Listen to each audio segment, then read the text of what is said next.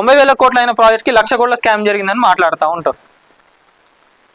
ఇష్టం ఉన్నట్టుగా ఎవరు పడితే వాళ్ళు మాట్లాడుతూ ఉంటారు. మరి జనాలకు ఏది నిజం ఏందన్నది అర్థం చేసుకోవాలి కదా. అదంతా పక్కకు పెట్టండి. అదంతా పక్కకు పెట్టేసి ఈరోజు తెలంగాణ ఇలా ఉంది అంటే మనకు నీళ్ళ వల్లనే అని చెప్పుకోవాలి. ఎందుకంటే గత 10 సంవత్సరాల ముందు మనకు ఇక్కడ కరెంటు కోతలు కానివ్వండి, నీళ్ళ కోసం ఎంత ఇబ్బందులు పడదామో మనకు తెలియదా. ఉమ్మడి రాష్ట్రం ఉన్నప్పుడు